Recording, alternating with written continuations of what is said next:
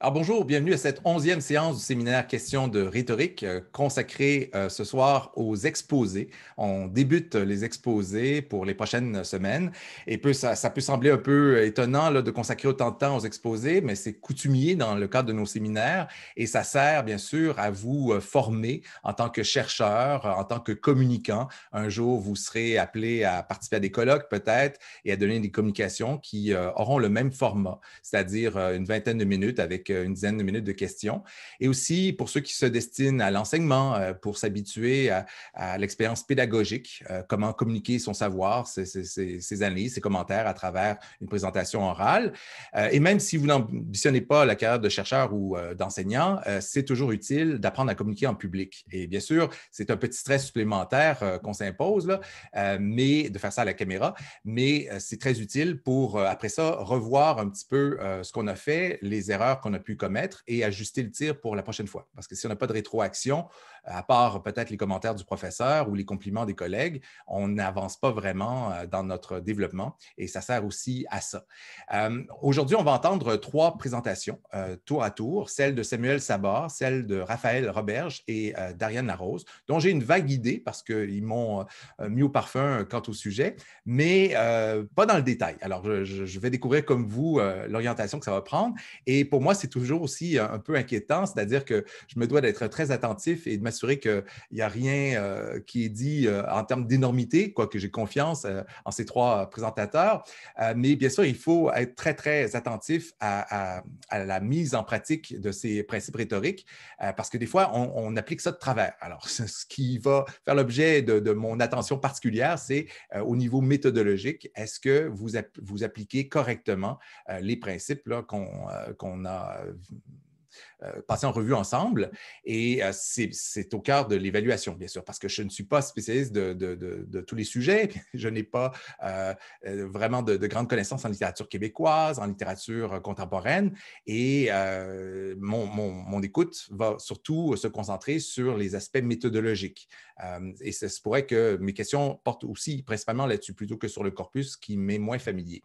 Je vais prendre des notes et un peu à la manière de ce qu'on fait à chaque année, on réunit nos étudiants normalement, quand on n'est pas en temps de pandémie, à l'Université du Québec au siège social pour des journées d'études. En fait, on alterne. Une année sur deux, c'est une journée d'études où on fait venir des spécialistes. Dominique Magno, par exemple, a déjà été invité. Tiffaine Samoyo, c'est ça dont je vous parlais la semaine dernière, a déjà été invitée elle aussi. Vraiment des grandes vedettes de la littérature, des grands spécialistes renommés qui viennent et qui s'adressent à vous, qui vous parlent de leurs recherches. On a reçu aussi Mireille Huchon. Je me souviens d'avoir agi à titre de répondant à cette occasion. Et justement, à chaque fois qu'on reçoit donc ces grands chercheurs, on demande aux étudiants de faire une contribution supplémentaire. C'est-à-dire qu'on va nommer pour chacun des conférenciers un répondant qui va être chargé de poser les premières questions. La première question est d'ouvrir le dialogue. Et on va faire la même chose aujourd'hui pour se préparer tranquillement. C'est-à-dire qu'on n'est jamais aussi attentif quand on participe à ces événements-là que quand on doit nous-mêmes présenter une communication, mais aussi quand on doit être attentif aux communications des autres. Aujourd'hui, comme pour les autres périodes, je vais vous charger, les communicants, de répondre pour les autres. C'est-à-dire que Samuel, après sa présentation, va agir comme répondant pour Raphaël, qui, après sa présentation, va agir comme répondante pour Ariane.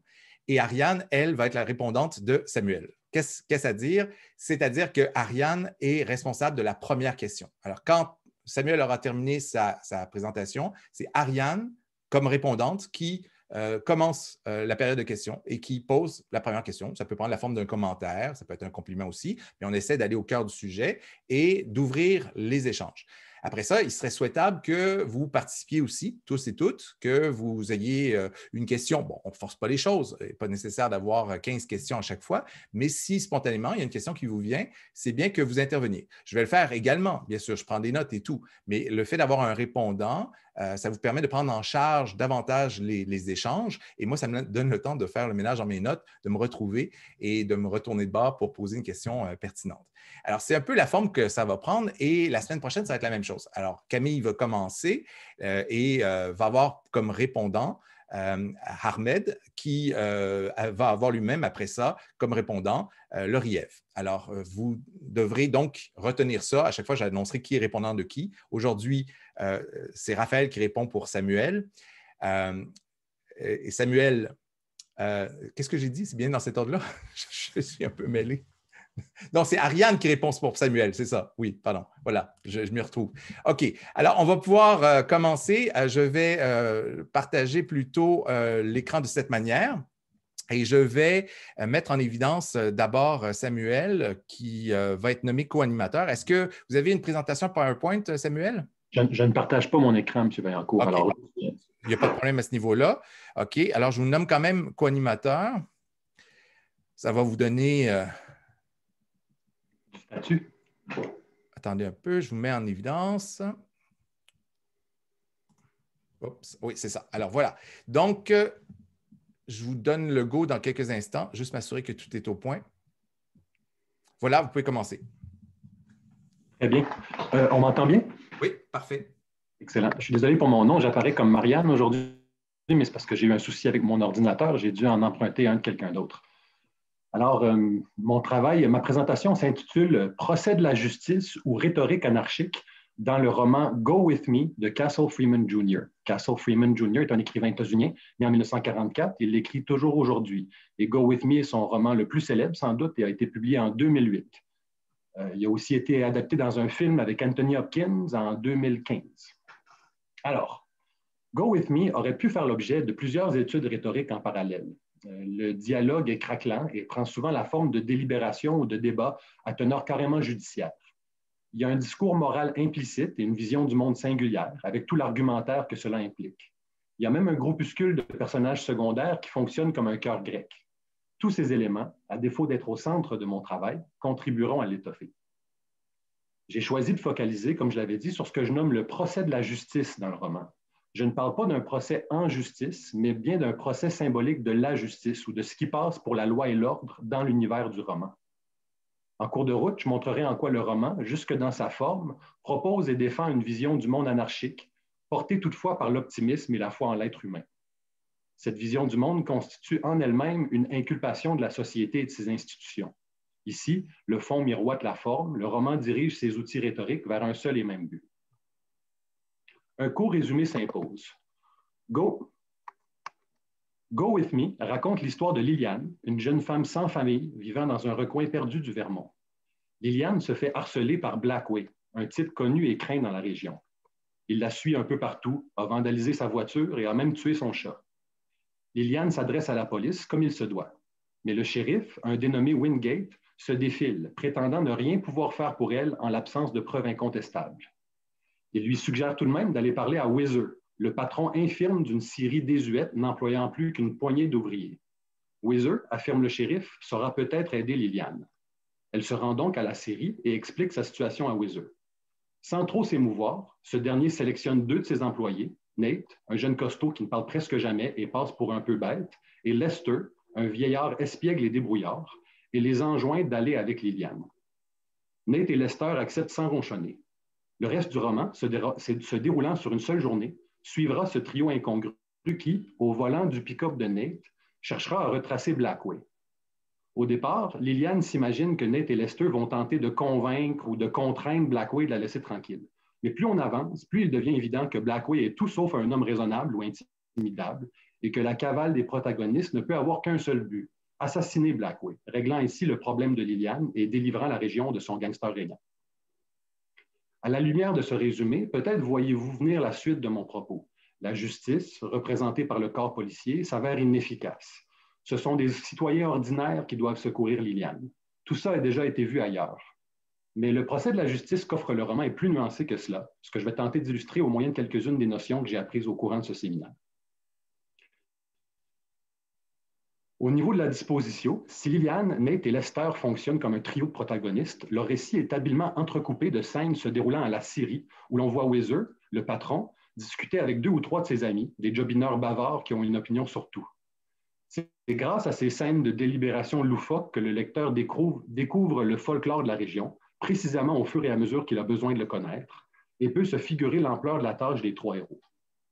Weiser et ses amis organisent un réel réquisitoire, font le procès du shérif, qui n'est peut-être pas aussi large qu'on s'imaginait, mais aussi d'une culture, d'une époque, de l'ensemble des circonstances ayant facilité la corruption de leur région et l'avènement résultant de situations à problème comme celles vécues par Liliane. On lit notamment, je cite, « Le travail, non, plus personne ne travaille. Avant, oui, les fermiers, par exemple, eux travaillaient, mais les fermiers sont partis. Ils ont travaillé, ils ont bâti, mais ils sont partis. Qui partira le prochain? » Fin de la citation.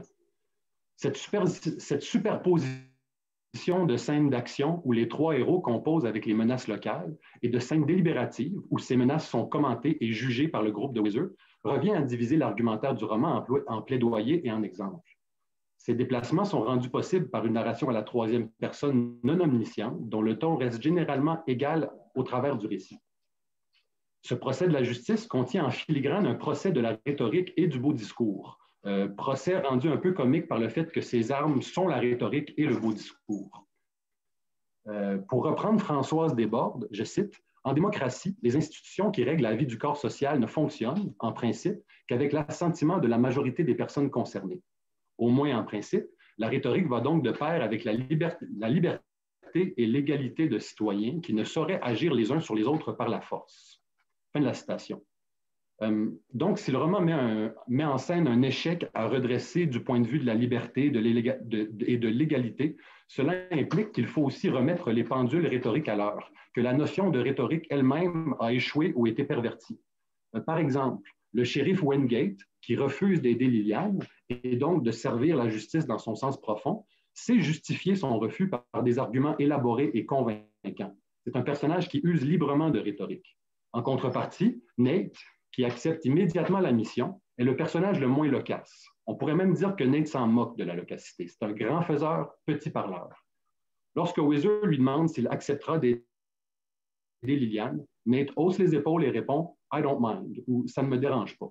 Une réplique qu'il récupérera à chaque fois qu'on lui présente une requête à laquelle il veut bien assentir. Je reviens à Desbordes pour qui, je cite, « C'est en effet le don naturel pour la parole persuasive qui se voit ici sérieusement contesté. Les extrémistes diront que le talent inné n'est ni nécessaire ni suffisant. Les conciliateurs s'en tiendront à l'idée que la technique peut toujours perfectionner la nature. Et bien sûr, il y aura des adversaires acharnés d'un enseignement qui prétend bouleverser la hiérarchie naturelle. » Fin de la citation. Le personnage de Nate, quoiqu'il participe activement au succès rhétorique du roman, incarne effectivement un certain refus de bouleverser cette hiérarchie naturelle, un refus de la rhétorique, refus en l'occurrence admirable. Parenthèse intéressante, dans l'adaptation cinématographique de Go With Me, intitulée Blackway, Nate est représenté comme bègue, ce qui n'est pas le cas dans le roman. C'est un dispositif qui transforme l'axio du personnage, son rendu. Le bégaiement de Nate attire la sympathie du spectateur, créant un effet pathémique, certes, mais il amplifie surtout l'écart entre Nate et les hommes de parole tels que Wingate, solidifiant sa posture éthique. On en sort même avec l'impression, et là je parle toujours du film, on en sort même avec l'impression plutôt romantique que c'est le fait d'être bègue, donc peu enclin à soliloquer, qui a fait de Nate une personne forte et morale, que le fait de ne pas s'épancher en parole rend bon. Dans le roman, c'est plutôt l'inverse. Nate ne dit pas grand-chose parce qu'il est une personne forte et morale et que depuis sa perspective, l'éloquence sert surtout à la manipulation, l'exagération et le mensonge. On aura vu que la valeur morale dans l'univers de ce roman ne se trouve pas dans les institutions qui n'osent pas s'opposer à Blackway. Elle ne se trouve pas dans les parties visibles, majoritaires de la communauté qui est trop large pour s'en mêler. C'est un petit groupe de rejetons vivant en marge de la norme qui trouveront en eux la force et le culot d'agir, de redresser cet effondrement moral. En plus, le moyen par lequel ils y parviendront est hautement illégal. En ce sens, on pourrait parler d'une certaine rhétorique anarchique à l'œuvre. Je ne parle pas du sens déformé, stéréotypé qu'on donne parfois à l'anarchie ou à l'anarchiste, qui ne serait qu'un promoteur du désordre. Anarchie, du grec anarchos, signifie à l'origine absence de commandement ou absence de gouvernement. et peut référer, et là je vais citer George Woodcock, auteur d'un ouvrage sur l'anarchisme, peut référer, je cite, à la condition positive de n'être point gouverné parce que le gouvernement n'est pas nécessaire à la préservation de l'ordre. Woodcock dit encore que l'anarchisme est une doctrine qui pose une critique d'une société existante, une vision d'une société future désirable et un moyen de passer de l'une à l'autre. Dans Go With Me, la société existante serait celle où Blackway règne et où une apathie collective l'a permis de se hisser au pouvoir. La société souhaitée en serait une où Blackway ne règne pas et sur laquelle les hommes comme lui ne trouveraient pas d'emprise. Le moyen d'y parvenir serait l'acte de courage de Lillian, Nate et Lester, propre à en inspirer d'autres. Ajoutons que l'anarchie, dans sa déclinaison positive, est un état hypothétique où chacun se juge profondément responsable de ses actions ou de ses négligences, où l'on ne tourne pas qui font preuve de ce sens de responsabilité individuelle et collective, sont justement les trois héros, et aussi le personnage de Whizzer, qui les aurait unis et les aurait peut-être accompagnés s'ils n'étaient pas arrivés à un fauteuil roulant. Notons que Go With Me est un roman que plusieurs critiques ont lié au noir rural ou rural noir, comme disent les États-Unis, un courant américain que j'affectionne. Le noir rural, par sa mise en forme et ses choix thématiques, est toujours un peu anarchique. Il privilégie une brutalité tonale qui semble vouloir s'opposer à la mièvrerie, à la rectitude politique, à la conformité qu'on retrouve aussi bien en littérature qu'ailleurs. Il examine la réalité de personnages déprimés, en marge, ratés. Il vise une honnêteté qui dérange. Il ne fait pas constamment l'élégie de la résilience et de l'espoir. Souvent, les méchants remportent ou les gentils s'avèrent aussi pourris que les méchants. Les bonnes actions ne sont pas récompensées, les chienneries restent impunies. Ceux qui font preuve de force morale le font en dépit des institutions et des normes sociales et ne sont jamais reconnus. L'individu, aussi bien que la société, ils sont représentés comme fondamentalement brisés ou à reconstruire. Je préciserai que toutefois que si Go With Me peut effectivement être apparenté à un noir rural, il n'en constitue pas un exemple typique, justement parce qu'il rejette largement la moralité du genre. Go With Me représente certes une culture corrompue, mais la parole est systématiquement donnée aux impulsions morales positives. La voix du livre est portée par ceux qui font le bien. Par exemple, on ne rencontre Blackway, l'antagoniste, qu'au dénouement, lors de la scène de confrontation finale. C'est un personnage à peine esquissé, à qui l'on ne permet pas de développer sa propre rhétorique, d'offrir de contre-arguments, pour ainsi dire. C'est un choix narratif valide, surtout compte tenu de la difficulté de construire un antagoniste convaincant et nuancé dans une fiction de crime. En effet, à partir du moment où l'histoire a choisi d'épouser la perspective d'un protagoniste sympathique, considérant qui plus est que leurs auteurs proviennent généralement de démographies qui comptent peu de criminels ou de brutes, le personnage du méchant risque d's'avérer un peu deux-dimensionnel, de sonner faux. On le représentera en train de commettre des méfaits, de fumer de la drogue et de dire des grossièretés, et voilà, le tour est joué. Bref, tant qu'à favoriser la perspective du héros, Freeman fait peut-être bien d'évacuer celle de l'antagoniste, de réduire ce dernier à un simple accessoire. N'empêche qu'à mon sens, la portée première de ce choix élocutif n'est pas la vraisemblabilité, mais bien la moralité. Je le répète, ici, on donne la parole exclusive à ceux qui font le bien. Même l'instance énonciatrice qui narre l'histoire favorise un ton chaleureux, rempli de belles images, qui facilite la bienveillance du lecteur. On pourrait prendre comme exemple la toute première phrase du roman. Je cite « Mi-été. Les longues journées commencent dans une brume lumineuse ascendante et ne se terminent jamais. » Fin de la citation. Cette image qui donne chaud au cœur serait refusée par un noir rural prototypique, où l'on n'admet pas cette primauté du bon et du beau et où l'on n'hésite pas à rebuter son lectorat. Inversement, Freeman n'admet pas la vulgarité ni le cynisme du noir rural.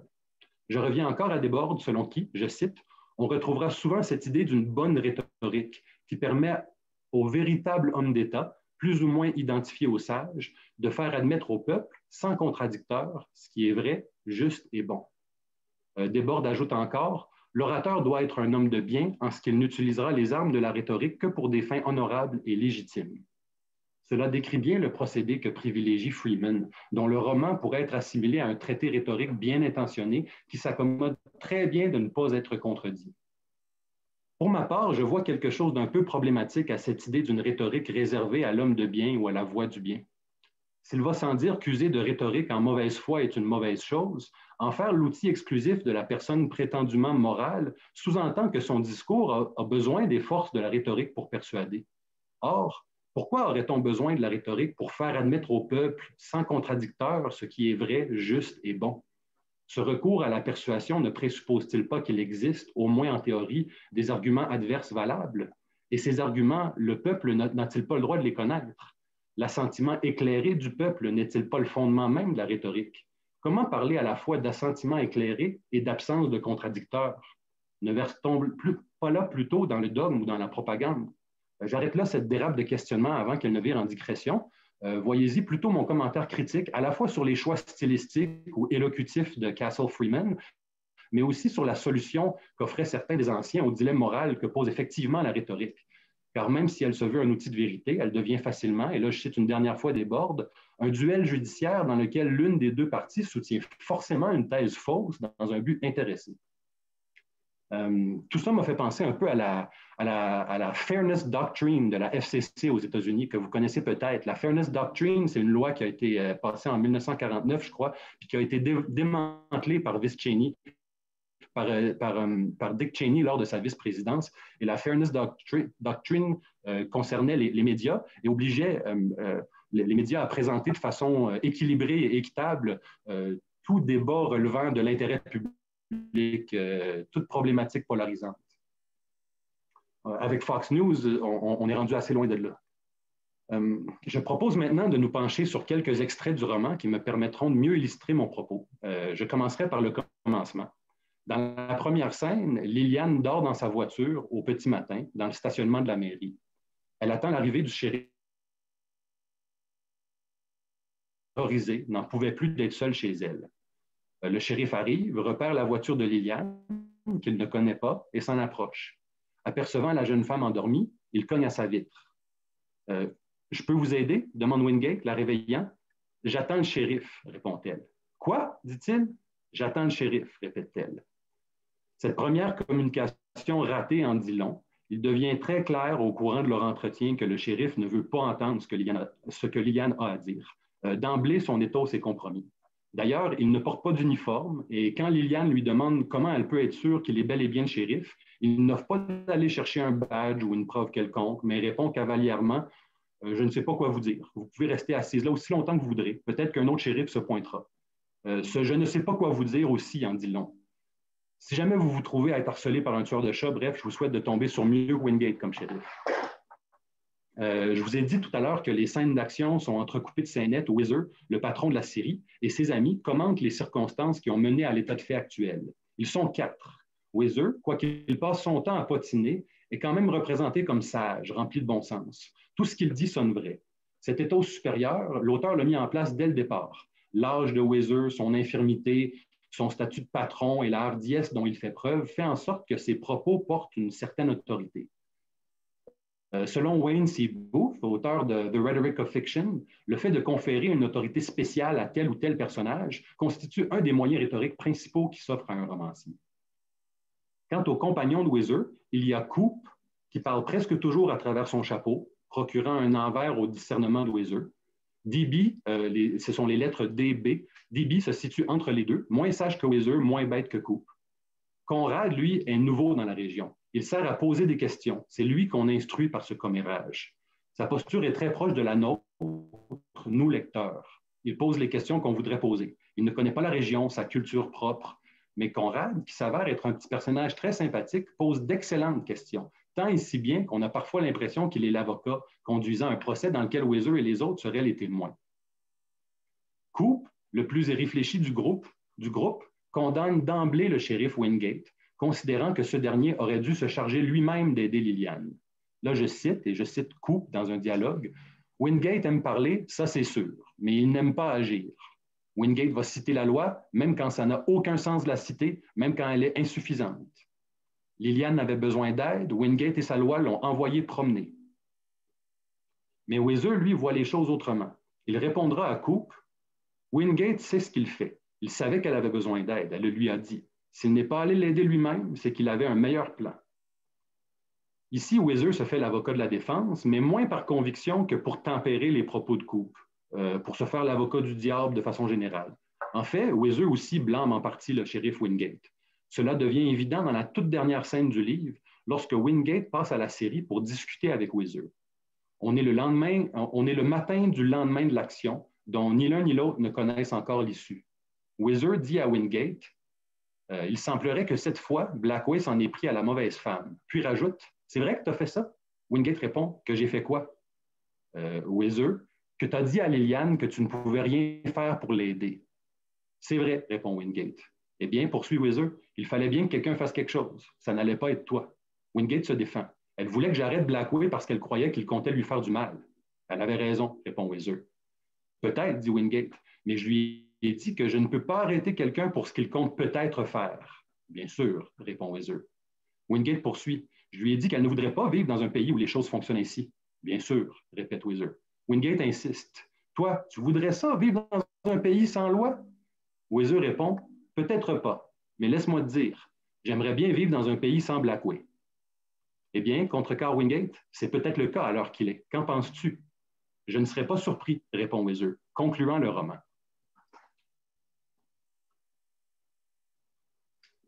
Vous aurez vu comme moi que Wingate se fait quand même un peu tirer les oreilles par Whizzer, se fait même inculper par Whizzer, qui d'un point de vue moral s'avère le vrai shérif de la région. Ce n'est pas un choix arbitraire que de faire terminer l'histoire sur la rencontre entre Whizzer et Wingate, dont même les noms se font écho. D'ailleurs, et je terminerai sur cet exemple, car il résume bien à la fois le propos du roman et mon propos sur le roman, les noms et les toponymes contribuent à peu près tous à étoffer la rhétorique du récit. Nate porte le pseudonyme Nate the Great. Lester, rusé comme deux, se fait appeler Lester Speed. Le repère de redneck fréquenté par Blackway porte le nom de Fort Bob, ou le fort de Bob. Et le titre du roman, Go With Me. Liliane cherche quelqu'un pour aller avec elle, pour l'aider, l'accompagner dans ses démarches. C'est une formule d'une simplicité touchante, à l'image du roman lui-même et de la vision du monde qu'il défend, dont les institutions sont défaillantes, mais où la nature humaine reste généreuse. Go with me peut aussi vouloir dire m'aimer, devenir mon conjoint. Dans une des dernières scènes, ayant accompli sa mission, Liliane demandera à Nate Will you go with me again? Voulant dire cette fois, veux-tu être mon amoureux? Et Nate répondra I don't mind. Alors, merci de votre écoute et on pourrait maintenant ouvrir pour les commentaires et les questions. Alors, merci beaucoup, Samuel Sabah, pour cette présentation. Je vais arrêter la mise en évidence et je vais passer le micro à votre répondante qui, malgré ma confusion de tout à l'heure, est bien Ariane Larose. Alors, Ariane, vous pouvez allumer votre micro. Oui, merci pour cette présentation. C'était vraiment très intéressant. J'aurais peut-être aimé une petite clarification sur le concept de rhétorique pervertie. Dans le fond, c'était dans quel sens que tu en parlais, en fait? Je voulais dire que dans la région de Liliane, la liberté et l'égalité a été pervertie. On ne peut plus se fier on ne peut plus se fier à la loi et l'ordre. C'est Blackway qui mène. Et en m'inspirant des propos de Desbordes, je me suis dit que ça pouvait très bien impliquer que la rhétorique avait perverti, qu'il y a un mauvais usage de rhétorique qui se fait dans cette région-là. En fait, je me suis inspiré de Desbordes, mais je suis aussi allé voir dans le roman, c'est-à-dire qu'effectivement, ceux qui usent librement de rhétorique dans le roman en usent mal, en usent d'une façon est-ce que c'est Quintilien ou Cicéron aurait désapprouvé fortement, Aristote lui-même aussi d'ailleurs. Et ceux dont la nature même de l'emploi implique d'user de rhétorique, comme un juge ou un shérif, ce sont tous des pourris. Bref, c'est une région où la justice et où la liberté ont échoué, mais où la rhétorique aussi a été pervertie ou a échoué, et ça va ensemble, je crois. Merci. Oui, merci. Merci, Ariane, pour cette première question. Est-ce qu'il y a d'autres commentaires? Oui, William Brouillette. Oui, merci. Je tiens à m'excuser d'avoir fermé ma caméra. Je crois que j'ai un problème de connexion. Je tenais juste à dire que j'ai écouté la présentation de Samuel du début jusqu'à la fin. Et justement, à ce sujet, je me demandais, tu sembles dire que par la disposition puis par l'action dont fait preuve l'auteur dans son écriture du roman, Samuel fait un genre de ce que j'ai compris, l'auteur fait un genre de plaidoyer pour l'anarchie, pas dans un sens péjoratif comme tu semblais le dire, mais pour faire valoir, disons, des micro-sociétés, on dirait, où la justice se prendrait en main par les citoyens. Est-ce que j'ai bien compris ou c'est plus nuancé que ça encore? Je ne veux pas nécessairement dire que l'auteur invite à une réforme anarchique. Ce que je veux plutôt dire, c'est que dans sa vision du monde, il y a une forte teneur anarchique, c'est-à-dire que les institutions sont défaillantes, les communautés sont défaillantes,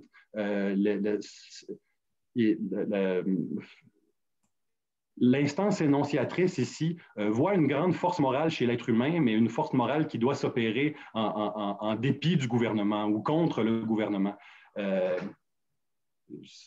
Je n'appellerais pas ça un traité qui nous appelle du jour au lendemain à former des espèces de micro-sociétés librement associées, mais je crois que dans sa vision du monde, il y a quelque chose de fortement anarchique dans la déclinaison positive du terme. Merci pour cette question. Merci. Est-ce qu'il y a d'autres questions, d'autres commentaires? Julie? Oui, merci Samuel, c'est super intéressant. Je ne connais pas beaucoup le noir rural, là, mais ça me donne toujours envie de lire quand on parle. Ça a l'air vraiment intéressant. Voilà. Ma question, en fait, je veux juste voir si ma réflexion fait du sens. Là, tu pourras confirmer ou infirmer. Mais dans le fond, je vois quand même un lien entre la critique des institutions qui est faite dans le roman, puis tu sais, beaucoup l'idée d'autogestion avec finalement l'anarchie qui vient tout le temps critiquer ces institutions-là qui sont considérées comme illégitimes. Puis aussi le fait de la rhétorique pervertie qui me semble, d'après ce que j'ai compris de ton exposé, au service de ces institutions perverties-là. Puis, est-ce que c'est moi qui fais un bon lien entre les institutions officielles vient maintenir en place des institutions? Donc, si la rhétorique est pervertie, les institutions le sont aussi et vice-versa? Ou est-ce qu'on pourrait dire ça dans la lecture du roman ou non? Je ne suis pas entièrement sûr d'avoir bien saisi la question. Il faut se rappeler que c'est un roman quand même assez court, assez dénudé. On parle des institutions, tout ça. C'est surtout le shérif Wingate là, qui représente les institutions et qui représente la loi et l'ordre. C'est surtout le shérif Wingate qui use de rhétorique aussi parmi les personnages. Qui use faussement de rhétorique. Alors déjà là, il y a une espèce d'inculpation des institutions, oui. On parlait tantôt de est-ce que l'auteur invite à une réforme anarchique? Peut-être pas, mais si l'anarchie est un état de fait souhaitable où on n'a pas besoin d'être gouverné, c'est parce que si on n'a pas besoin d'être gouverné, c'est qu'on est capable de se gouverner soi-même. C'est qu'on détient un grand sens des responsabilités, un grand sens moral. Et c'est ça que je voulais dire quand je disais qu'en présentant les trois personnages qui sont capables de faire preuve de ce sens de civisme individuel et collectif qui est à base, au fond, de l'anarchie, les trois personnages qui sont capables de se tenir eux-mêmes profondément responsables de leurs actions, de leurs gestes, qui se considèrent redevables à eux-mêmes, ce sont les trois héros. Et il s'avère que ce sont les trois personnages qui sont le plus éloignés des institutions dans ce roman. Mais ils sont aussi le plus éloignés des procédés rhétoriques formels ou habituels. Peut-être en disant il faut rénover les institutions, peut-être que aussi, est-ce qu'il ne pourrait pas appeler à une rénovation ou une révision des procédés rhétoriques ou je ne sais pas. Peut-être que non. Peut-être que je me plante. Tout à fait. Mais tu as raison de souligner que les héros dans ce roman ne se sentent pas attirés ou même propriétaires de la parole, de la rhétorique, du beau discours. Ils associent ça à la manipulation et au mensonge. Non, c'est super intéressant.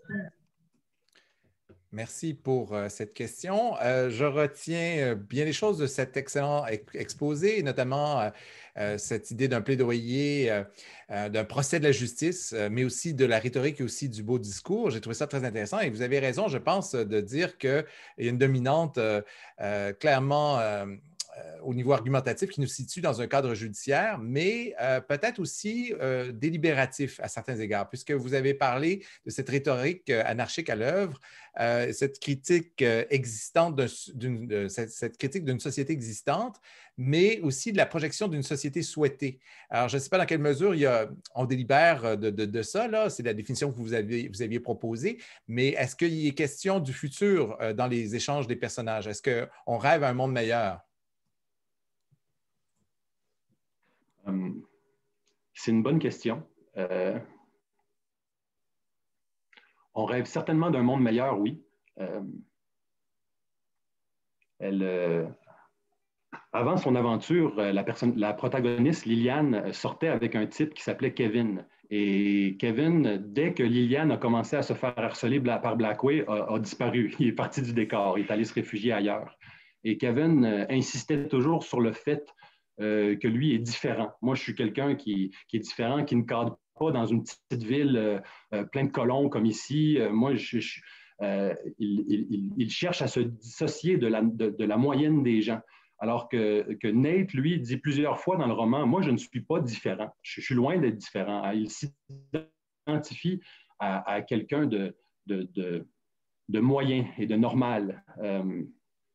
C'est ça l'impression. Je sais que je m'exprime un peu mal. Toutes les questions, je les ai trouvées quand même charnues, puis j'ai eu de la misère un petit peu à y répondre. Mais c'est ça la vision de l'avenir, l'espoir dans le roman. C'est une vision où des gens ordinaires qui acceptent leur sort, qui font preuve d'humilité, ont le gros bout du bâton, en fait. Merci pour ces réponses. On va enchaîner avec le prochain exposé. On n'exclut pas la possibilité de revenir à la toute fin si on a du temps et si on a des questions qui nous reviennent. Là. Ça se pourrait qu'on vous tourmente encore un peu, mais on va enchaîner tout de suite avec la présentation de Raphaël Roberge. Et je rappelle que c'est Samuel qui est répondant pour Raphaël, donc chargé d'ouvrir le débat. Je vous nomme co-animatrice. Raphaël, je vous mets en évidence et je vous demande si vous avez une présentation PowerPoint à partager avec nous. Oui? Est-ce qu'on la voit? On la voit, c'est parfait. Parfait. Donc, je peux débuter? Oui.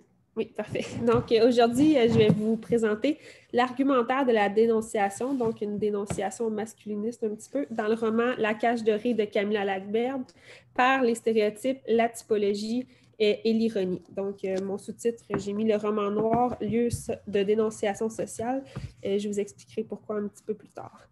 Donc, je vais commencer par vous faire un petit tour d'horizon de l'historique du roman policier pour que vous compreniez mieux ensuite la typologie des personnages que je vous dirai. Donc, plusieurs octroient la naissance du roman policier à la fin du 19e siècle, bien que l'un des pionniers du genre, Edgar Allan Poe, ait écrit ses œuvres dans la première moitié de ce siècle. Le roman policier, dès son apparition, a été soumis à plusieurs codes rigides dans le but d'être légitimé au sein de l'institution littéraire. De plus, dès sa création, la production du genre policier a été fortement hiérarchisée. Selon Jacques Dubois, la lecture et l'écriture des romans d'aventure et d'enquête étaient réservées aux hommes, alors que les femmes devaient se contenter des romans sentimentaux. Cette ségrégation sexiste du lectorat s'est aussi fait sentir dans la représentation des personnages féminins dans le genre policier. Souvent absente ou très peu représentée, la femme dans le roman policier a été fortement stéréotypée au fil des années. Par contre, des romans qui dépeignent la femme en tant que meurtrière sont de plus en plus présents. Par exemple, l'autrice Camilla Lagerberg met en scène dans son roman La cage dorée, le personnage de Faye, une femme au foyer qui, à première vue, est soumise à son mari.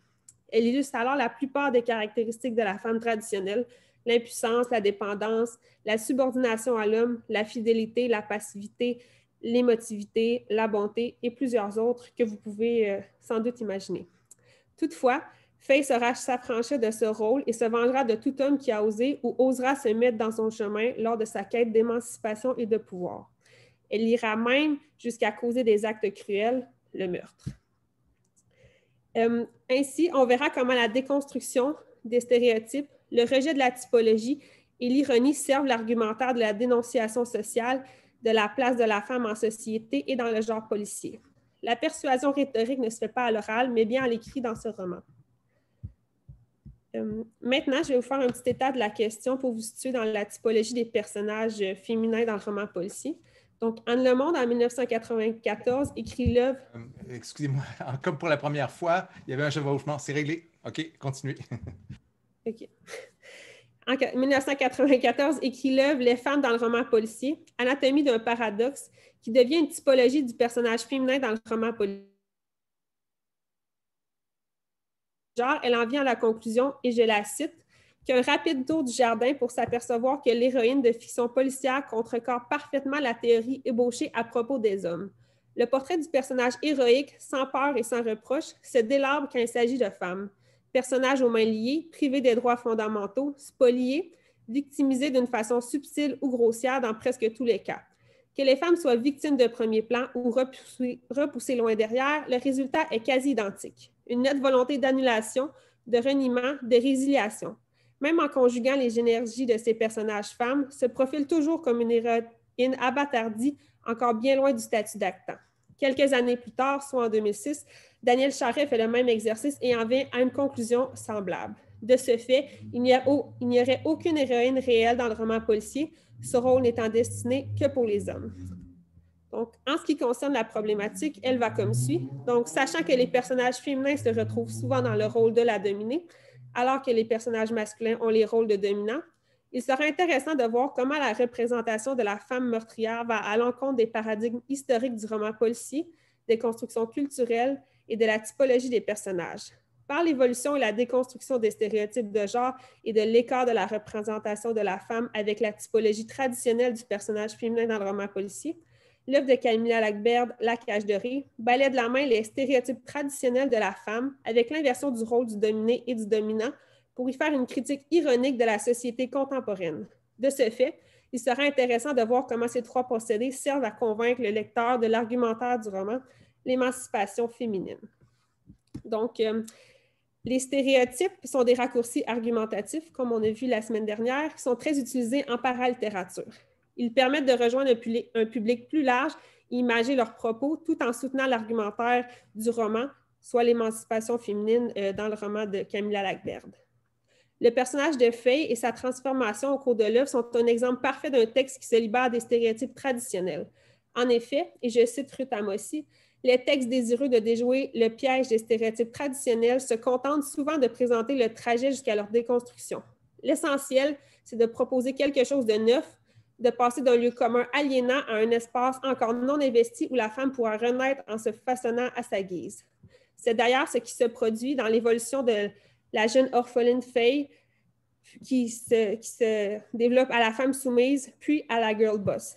Donc, je sais que girl boss, c'est un anglicisme, mais il n'y a pas vraiment de traduction française puisque c'est un terme qui est assez nouveau dans la société contemporaine, dans la culture populaire surtout. Donc, le roman s'ouvre avec un personnage féminin qui représente un stéréotype traditionnel de la femme pour se rendre à un état de la femme qui déconstruit peu à peu ce stéréotype sexuel. Ainsi, on abordera dans l'évolution chronologique des stéréotypes présentés dans le livre. Pour ce travail, on se limitera à seulement 2 en raison des balises temporelles et structurelles. Donc, on verra la femme provenant de l'union patriarcale et la girl boss. Pour chaque stéréotype de la femme, on verra l'effet qu'il a dans la chronologie de l'œuvre et comment l'évolution, soit l'état final de la femme, dénonce un problème social toujours bien ancré dans la société contemporaine. Donc, le premier stéréotype traitera de la femme-objet, l'épouse, la poupée sexuelle, qui sont un peu des stéréotypes semblables qui placent la femme dans un état latent. Premièrement, selon Simone de Beauvoir, lors d'un mariage, les deux êtres formant cette union perdent leur identité et deviennent une entité l'un pour l'autre. La femme est particulièrement touchée. Sans mari, elle n'aurait pas de métier, pas de capacité, pas de relation personnelle. Son nom n'est même plus à elle. Elle n'est rien que la moitié de son mari. Et là, je citais Simone de Beauvoir. Ainsi, la première représentation de Faye la présente comme une femme assujettie à son mari Jack de corps et d'esprit. Son autonomie financière ne dépend que de lui. La mariée est donc un objet, elle est la possession de son mari, surtout dans ce roman. C'est d'ailleurs ce qui amène Simone de Beauvoir à rapprocher la prostitution et le mariage, car pour les deux, l'acte sexuel est un service. C'est pour toutes ces raisons que le rapport dominant-dominé s'instaure au sein de ce roman noir qui, historiquement, utilise la femme pour pourvoir ce rôle de la mariée et de la femme soumise. Bref, Faye est presque réduite au statut d'esclave où elle est prise en charge dans le but d'entretenir sa force de travail pour répondre aux besoins de son maître. En effet, dès la rencontre entre Faye et son mari Jack, on voit s'instaurer une relation de dominant-dominé. Dans le roman, Jack est décrit comme étant un homme mignon, noble, d'une famille à la réputation sulfureuse, dont tout le monde veut être son pote. Toutes les filles le veulent. Alors que Faye est décrite comme une femme intelligente, jolie, mais elle reste toujours la nouvelle en ville, l'orpheline sans grand réseau de connaissances à Stockholm. Il y a une grande différence de statut social entre les deux jeunes. Jack voit rapidement une flamme et une ambition en Faye, mais lui dit qu'elle a un désavantage si elle veut monter au sommet. Elle est une femme et c'est un monde d'hommes. C'est justement cette affirmation que le roman tente de déconstruire. Il instaure dès lors sa dominance sur Faye. Elle devient dépendante à Jack si elle désire atteindre la richesse et posséder le monde. Ainsi, dès le début de sa relation avec Jack, elle change du tout au tout pour lui plaire. Elle est fortement impliquée dans le processus créatif et stratégique de l'entreprise de son copain, Compare, et jusqu'à l'alliance officielle entre Faye et Jack. Une fois la bague au doigt et la petite Julienne arrivée, qui est leur petite fille, la fougue et l'intelligence de Faye sont condamnées par son mari.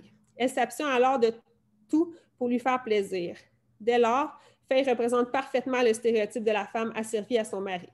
Malgré le fait qu'elle est le personnage principal du roman, son rôle devient plutôt comparable à celui de la femme accessoire, présente dans plusieurs romans policiers et dans la typologie de Le Monde. Ce personnage est connu pour les nombreux stéréotypes qui y sont associés. En effet, Faye a une certaine fonction ornementale dans sa relation avec Jack. Sa féminité est associée à l'atteinte du standard de beauté tout en étant au service de son mari, rien de plus. Elle ne présente aucune personnalité à part entière. Elle n'est reléguée qu'à son corps qui lui permet de servir l'excitation de son mari. De plus, Faye réitère à tout prix sa soumission à son mari. Par exemple, elle dit dans le roman « Je me force à sourire, ne pas être pénible, exigeante, être agréable et soumise, ne pas prendre de place. » Elle est donc complètement dominée par son mari. Cette représentation de Faye comme une femme-objet s'inscrit dans la typologie des personnages féminins d'Anne Le Monde et de Daniel Charest. En ce sens, à première vue, le roman s'inscrit dans l'horizon d'attente d'un lecteur de romans policiers, alors que Faye joue un rôle de la femme traditionnelle dans le roman. Les stéréotypes dans le roman policier sont fortement utilisés pour l'économie de description, puisque ce genre s'adresse à un public de masse. De ce fait, Faye est peu décrite au courant de l'histoire, mais il est facile de s'imaginer le comportement qu'elle adopte avec son mari grâce au stéréotype de la femme-objet qui sert l'argumentaire du livre. En plus d'affranchir sa soumission à son mari, elle tente d'atteindre le modèle de la beauté parfaite, ce qui rapproche Faye du stéréotype de la poupée sexuelle. La real doll, donc la poupée sexuelle, serait une femme idéale, un corps parfait, toujours obéissante, amplement supérieure aux femmes réelles. L'existence de la real doll dicte aux femmes qu'elles doivent aspirer à devenir une poupée, à devenir des images. Et ici, je cite Martine Delvaux. Donc, Faye est comparable à cette poupée. Elle ne bronche pas. Elle se contente d'être la plus belle pour son homme et d'être à portée de main quand il le désire. En effet, je cite le livre, Faye était à Jack, sa jouissance lui appartenait, son corps était à lui, ce qui reprend aussi l'idée de Simone de Beauvoir dans le rapprochement entre la mariée et la prostituée. Ce changement de caractère rapproche encore une fois le personnage de Faye à la femme accessoire. Ce personnage féminin regorge de stéréotypes. Elle est blonde, elle est belle, malgré ses kilos en trop, et elle s'occupe bien de la maison ainsi que de la petite Julienne. Bref, elle incarne à merveille une femme qui devient esclave d'une relation. Elle perd son individualité, son autonomie. Elle n'a que pour fonction de contenter son mari et de s'occuper de la maison. C'est d'ailleurs ce genre de personnage qui, historiquement, apportait le lectorat au roman policier. Donc, le caractère de Faye va exactement avec l'image qu'elle dégage. Elle sert parfaitement l'image de la femme ornement qui ferait tout pour son mari, en plus d'épouser les caractères patriarcaux de la femme traditionnelle. Elle perd sa force d'esprit qui est un caractère fort chez elle avant sa rencontre avec Jack. Elle devient plutôt faible, docile, en plus d'être asservie et dépendante financièrement à son mari. La jeune femme blonde devra attendre que son mari Jack la quitte pour atteindre le fond du baril. Elle se rappellera ensuite qui il est vraiment et se remémorera la promesse qu'elle s'était faite en partant de sa ville natale. Je cite, « Jamais plus je ne me laisserai quelqu'un m'humilier. » Ces stéréotypes servent l'argumentation du texte, plus particulièrement celui de la poupée sexuelle et de la femme asservie, et ce qui permet de mettre en place les balises et de se situer dans une typologie du personnage, ce qui permettra un renversement total des paradigmes historiques du texte lors de son évolution au contre-stéréotype de la girl boss. Donc, en effet, le contre-stéréotype, le stéréotype final, incarné par le personnage de Faye est la girl boss, qui fondamentalement est un contre-stéréotype, parce que oui, messieurs, il est possible pour une femme dans un roman policier d'être en contrôle d'elle-même, à ce que la croyance populaire peut penser. Donc, les contre-stéréotypes sont construits pour révoquer les stéréotypes, les stéréotypes et les stéréotypes sexuels en place. La circulation de contre-stéréotypes est plus efficace pour faire évoluer les stéréotypes sexuels que la négation du stéréotype en lui-même, puisqu'il propose une autre version d'un stéréotype plutôt que le nier. Donc, il propose une autre image de la femme évoluée comparée aux stéréotypes sexuels sexistes. Il est donc souvent utilisé pour les argumentaires de dénonciation et pour détruire les stéréotypes sexistes. Donc, la girl boss est une nouvelle image qui s'est développée dans la société contemporaine depuis la publication en 2014 du livre de Sophia Amoruso intitulé Girl Boss. Cette figure est si récente que peu de définitions de cette image de la femme sont disponibles. La girl boss est une femme qui s'émancipe du contrôle patriarcal, qui la considère comme hétéronome et qui se bâtit un empire afin de retrouver son autonomie financière. C'est aussi une femme qui est fonceuse, entreprenante, persévérante, des caractéristiques qui sont associées à l'homme si l'on se fie à la typologie dans le monde. Elle délaisse toute cette dichotomie des genres et du caractère traditionnel de la femme pour devenir la meilleure version d'elle-même. Il est donc vrai de dire que Faye représente cette image de la femme girl boss à la suite de sa séparation avec Jack. Elle décide de reprendre le contrôle de sa vie et de construire son propre empire, Revenge. Le nom de sa compagnie est ironique en lui-même puisque c'est l'objet qui lui permettra d'atteindre sa vengeance et de racheter l'entreprise qu'elle avait bâtie avec son ex-mari. La prémisse de l'entreprise est donc de redonner les rênes à la femme et de lui redonner son lot de pouvoir qu'elle perd aux mains des hommes, ce qui est une dénonciation de la société contemporaine qui laisse peu de place aux femmes avec du pouvoir. Le but premier de Faye est de, et je cite, « montrer à Jack qu'elle est plus intelligente que lui et de reprendre son entreprise ». Ce qu'elle réussira par la mise en place d'un stratagème astucieux. Le fait qu'elle réussisse à berner son mari et reprendre le contrôle entier de sa vie en rachetant sa compagnie et en l'envoyant en prison montre que finalement, Faye est beaucoup plus intelligente que Jack, ce qui est ironique considérant sa position de femme soumise au début du roman. On assiste encore une fois à un renversement du rôle de dominant et dominé. Dans ce cas, Faye est la dominante de leur relation, que ce soit du point de vue sexuel, intellectuel et entrepreneurial. Elle sort grande gagnante et récolte tous les biens de Jack, sa compagnie, sa fille et son argent. Faye incarne à merveille la girl boss. Elle est une belle jeune femme à la tête d'une entreprise florissante. Elle fait preuve d'intelligence et de ruse afin d'achever la revanche sociale envers son ex-mari. Au départ, peu de gens croyaient en son entreprise et son succès. Elle avait été rabaissée tout au long de son mariage. De ce fait, elle a fait preuve d'une force de caractère incroyable et a travaillé ardemment pour récolter les fruits de ses efforts. Faye se venge envers tous les hommes qui l'ont maltraitée. Elle n'a peut-être pas employé le moyen le plus honnête en bafouant Jack et le moins brutal en tuant 2 hommes qui se sont mis sur son chemin, mais elle est la responsable de sa propre vie et c'est l'essence même de la girl boss. Donc, en somme, malgré l'utilisation du stéréotype sexuel traditionnel de la femme maternelle, Faye évolue jusqu'à l'état de femme qui déconstruit le stéréotype.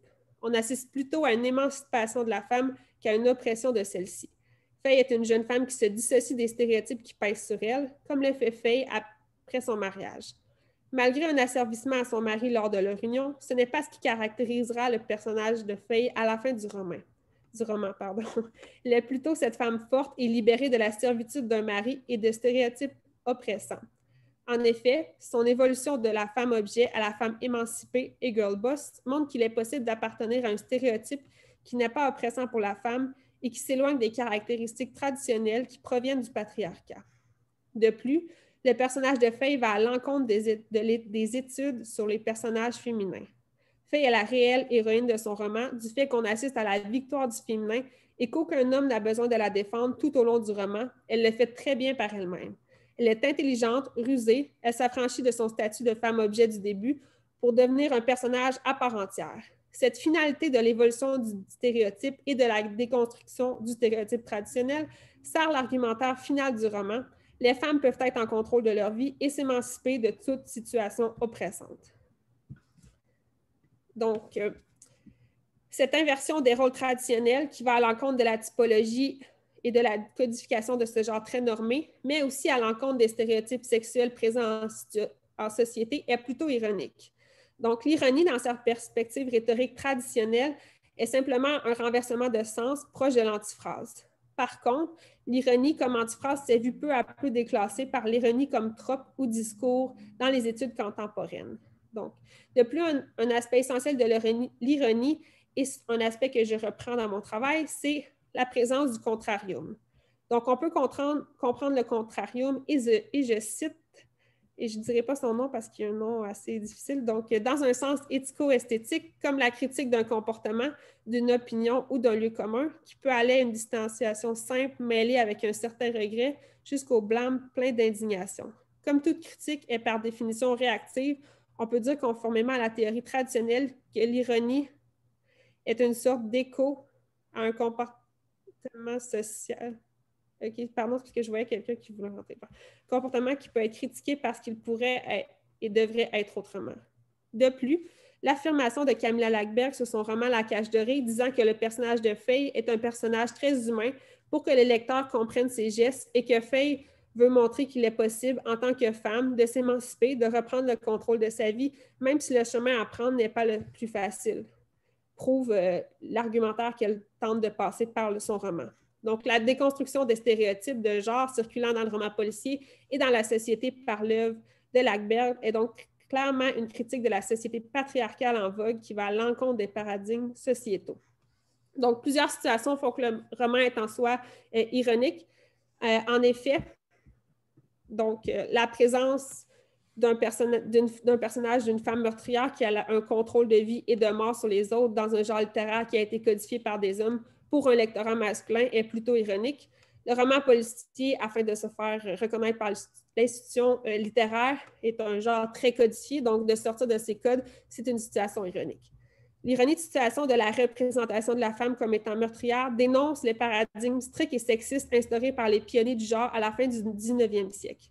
Lackberg propose plutôt un contre-exemple qui place la femme en position de dominance, ce qui va à l'encontre de ce qu'on retrouve en société. Ainsi, cette image ironique et contre-stéréotypée de la femme à la tête, surtout dans le roman policier, heurte la vision historique du genre et la typologie des personnages écrites par Le Monde et Charest. En plus, le contre-stéréotype de la girl boss et de la meurtrière aide à déconstruire le stéréotype sexuel très présent en société et dans le roman policier de la femme objet et maternelle, puisque Faye donne la mort, ce qui sert l'argumentaire de la dénonciation sociale des rôles féminins traditionnels en société. De plus, la société dans laquelle nous vivons repose sur un système patriarcal, bien sûr, où l'homme est en position de pouvoir physique et intellectuel dans la plupart des sphères sociales. De ce fait, l'inversion des rôles de dominant et de dominé va à l'encontre de la typologie du genre et de ce qui se passe réellement en société, ce qui est une situation ironique. En ce sens, la femme sort grande gagnante de ce roman et tous les hommes perdent la vie, leur réputation, leur famille, etc., aux mains des femmes. Bref, le roman de Camilla Lackberg revendique non seulement pour une meilleure représentation de la femme dans le roman policier, mais aussi dans la société. D'autres situations seront étudiées plus en profondeur dans le travail écrit. Donc, finalement, dans le roman La cage dorée de Camilla Lackberg, par l'écart du personnage de Faye, de la typologie des personnages féminins dans le roman policier, par la déconstruction des stéréotypes et par les situations ironiques, on dénonce un problème social bien présent, la domination masculine dans un milieu masculin. Elle dénonce non seulement les codes du roman policier, mais aussi en société et surtout dans le monde des affaires où on peut voir le personnage de Faye évoluer. Ainsi, on peut voir le récit de Faye comme l'argumentaire d'une émancipation féminine sociétale et d'un genre qui renferme les femmes dans des images pétrifiées assez primitives. Bref, La cage dorée est un roman qui place au cœur de son œuvre une démonstration rhétorique qui tente de convaincre son lectorat de la situation de la femme. La lecture de ce roman apporte le lecteur ou la lectrice à se poser bien des questions sur la société dans laquelle il ou elle évolue, preuve qu'un argumentaire est émis par le récit. Donc, merci. Merci beaucoup. Merci, Raphaël Roberge, pour cette présentation. La première question va à votre répondant, Samuel Sabah. Merci beaucoup, Raphaël. J'ai pris plein de notes, puis ça m'a donné envie de lire le roman, mais aussi de lire plein d'autres trucs. Je pensais peut-être au début que tu allais nous présenter parce que je ne l'ai pas lu, ce roman-là. Je pensais peut-être que tu allais nous présenter quelque chose où les stéréotypes sont renversés dès le départ ou bien sont absents ou inversés dès le départ, mais je trouve que cet usage subvertif des motifs préexistants là, du roman policier en faveur d'une subversion éventuelle, j'ai trouvé ça très intelligent. Je me demande par contre si on peut imaginer une étape de plus, une étape supérieure où plutôt qu'une réponse ou un renversement des lieux communs préexistants, on serait dans une liberté totale d'en inventer des nouveaux. Je pensais par exemple à la citation de Ruth Amossi que tu as utilisée au début où elle disait que le lieu commun est aliénant, puis elle s'imaginait une espèce d'espace complètement libre. Alors que là, on est quand même dans la réponse au lieu commun ou dans l'envers du lieu commun. C'est parce que dans le fond, pour déconstruire les stéréotypes sexuels qui sont assez présents, là, la majorité des stéréotypes qui touchent la femme sont des stéréotypes sexuels. Puis souvent, le stéréotype sexuel, c'est péjoratif, là, donc c'est vraiment un stéréotype sexuel et sexiste. C'est ce qui circule dans la société. Donc, c'est dur de représenter une femme quand elle n'a jamais été représentée dans un milieu qui est totalement libre parce que ça reste que c'est un genre qui est très, très hiérarchisé. Donc, la notion du contre-stéréotype, en plus, c'est assez récent. Là, les études là, sont presque toutes après 2015. Donc, c'est le moyen qui serait le plus efficace pour combattre les stéréotypes sexuels. Donc, je pense que c'est la première étape, puis peut-être on en viendra à cette place-là dans un futur peut-être pas proche, parce que c'est quand même des structures qui sont difficiles à changer en société, mais on verra. Mais c'est ça, le contre-stéréotype, c'est vraiment la chose qui serait, selon les études, la chose qui déconstruit le plus ces stéréotypes-là. Mais je fais mon mémoire sur ça, puis honnêtement, j'ai pas vu aucun livre avec une femme qui est totalement libre, là. Merci, c'était une excellente réponse. Merci. Est-ce qu'il y a d'autres questions, d'autres commentaires? Camille Bernier? Oui. Je trouve ça vraiment intéressant de savoir que ça se fait, là, de trouver le contre-stéréotype aux personnages féminins dans les romans policiers. C'est peut-être plus un commentaire, là. J'ai plus de misère avec la notion de renversement total du rôle parce que, selon ce que j'ai compris, là, la femme utilise quand même les mêmes outils que son oppresseur. Elle cherche le pouvoir de la même manière, elle utilise de la violence aussi. Puis elle demeure aussi une belle femme, c'est de ce que j'ai retenu, qui est mère aussi, donc elle garde quand même un petit côté traditionnel, je dirais, mais je comprends aussi que s'il n'y avait pas les questions de jeu de pouvoir ou de violence, ça sortirait complètement du genre policier. Donc, je comprends la nécessité de le garder, mais c'est là que je voyais peut-être le renversement pas complètement total. C'est certain que c'est dur pour, dans une histoire qui se déroule sur peut-être 3 ou 4 mois, qu'elle change du tout au tout là, de physique. Là. Fait que déjà, ça, c'est dur de complètement renverser un physique. Mais c'est vraiment un contre-stéréotype, c'est vraiment d'aller chercher le contraire de la femme traditionnelle. Oui, c'est certain qu'elle va rester mère, mais là, c'est sûr que je n'ai pas abordé cette partie-là dans le travail, mais ça va... C'est un autre rôle de mère. Là. Avant, elle vivait que pour sa fille. Elle restait à la maison, elle n'avait pas d'emploi.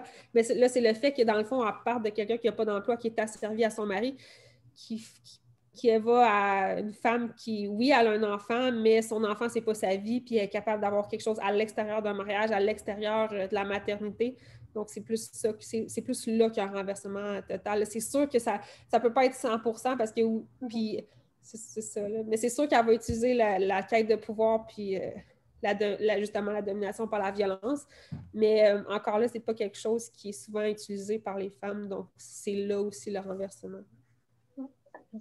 Merci pour cette réponse. Julie, vous avez une question? Oui, merci. C'était super intéressant.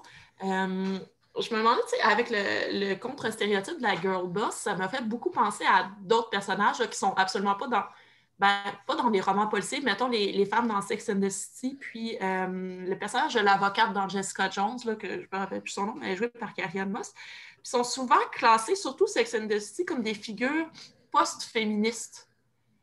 Puis je me demandais, est-ce que toi, tu l'appréhendes aussi comme ça? Est-ce que tu penses on pourrait dire que c'est un roman qui est post-féministe ou tu le classes vraiment dans la mouvance là, de déconstruction des stéréotypes qui seraient féministes?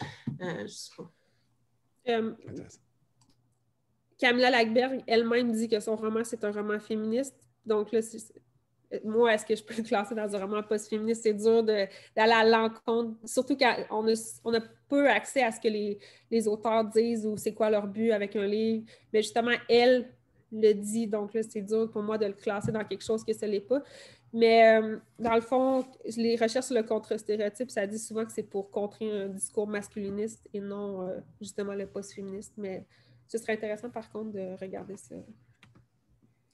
Merci pour cette question. Alors, avant d'enchaîner avec la prochaine présentation, je voudrais moi aussi vous poser une question. Vous m'avez appris un mot, girl boss. Je ne connaissais pas l'expression. J'imagine qu'il doit y exister une traduction. Est-ce que femme patron ne pourrait pas convenir? C'est autre chose que femme patron? Non, girl parce boss? Que c'est vrai. Si on regarde c'est quoi l'essence d'une girl boss, là, c'est pas. Là, juste avant, ma directrice de maîtrise, elle l'a changé dans mes affaires pour femmes entreprenantes, mais c'est pas ça. C'est vraiment quelque chose qui vient. C'est une attitude, c'est un mode de vie. C'est vraiment quelque chose qui est venu avec l'apparition de l'œuvre, comme je disais, de Sophia Morisseau, qui, elle, est la femme qui a parti l'entreprise de vêtements Nastigal. Là, fait que je ne sais pas si vous connaissez c'est quoi. Là. Mais c'est vraiment, c'est comme un mode de vie, c'est comme, je ne sais pas, c'est dur à expliquer, mais il n'y a pas de mot en français. Il n'y a même pas de définition anglaise. Oui, il y a une définition anglaise qu'elle donne, mais il n'y a pas beaucoup d'études là-dessus encore. Un nouveau paradigme, donc. C'est ça. Vous dites que le roman tente de déconstruire les rapports de domination typiques du genre. Est-ce que c'est un motif récurrent chez Camilla Lackberg d'essayer de subvertir les stéréotypes et notamment ceux de la femme? Oui. Ben ça fait partie d'un diptyque, là, la cage de Ré. Donc, il y a un deuxième tome qui est sorti à la fin novembre. Donc, ça va dans la même lignée. Elle a sorti un autre roman avec des femmes meurtrières. Mais ses romans les plus populaires, c'est une série avec des détectives féminins. Donc, encore là, c'est la femme qui est... Mais elle dit que, dans le fond, elle a des compagnies d'investissement dans les femmes là, pour les aider. Fait que c'est vraiment quelque chose qui tient à cœur le féminisme. Donc, c'est rare qu'on va voir une femme là, qui est complètement dominée par un homme. C'est soit qu'il va avoir des rapports normaux là, qui aident ou qui va être au pied d'égalité ou justement qui va avoir une subversion des rôles. En tout cas, ça mène de l'eau à notre moulin parce qu'il y a clairement un discours idéologique là, qui a été explicité par votre analyse rhétorique. On voit qu'il y a une volonté là, d'illustrer une certaine image de la femme, d'incarner une certaine image de la femme à travers ça. Et vous l'avez bien montré. Julie, j'ai vu votre main se lever et puis... Est-ce que vous aviez une petite réaction au passage? Ouais, je me demandais, tu sais, je faisais le lien avec Girl Boss, pas nécessairement patron, mais tu sais, les boss dans les jeux vidéo. Oui, j'ai pensé moi aussi. J'ai pensé quand on doit affronter un personnage particulièrement éprouvant, là. Oui, il faudrait voir s'il n'y a pas des équivalences. Je ne sais pas. Raphaël, est-ce que vous connaissez le concept de boss dans les jeux vidéo? C'est sûr que oui, mais je ne suis pas une très grande gamer. Est-ce que la girl boss, c'est quelqu'un qu'on doit affronter et essayer de renverser? Je ne sais non, pas. Au contraire, le but là, de la girl boss, c'est pas de dominer justement l'homme. C'est pas ça l'essence de la girl boss, mais c'est de prendre sa place dans une société masculine plutôt. Intéressant. J'ai bien aimé aussi votre propos sur le contrarium avec l'ironie et votre référence à Eckhard Eggs qui me semble tout à fait pertinente. Alors, merci pour ça. Sans plus tarder, on va enchaîner avec la présentation d'Ariane. Si je la retrouve dans mon fil, elle est ici. Je vais vous nommer co-animatrice pour s'assurer que vous avez le droit de partage. Est-ce que vous avez une présentation PowerPoint à partager avec nous? Oui, OK, ça tombe bien. Alors, je vous mets en évidence aussi et je vous cède la parole quand vous voulez.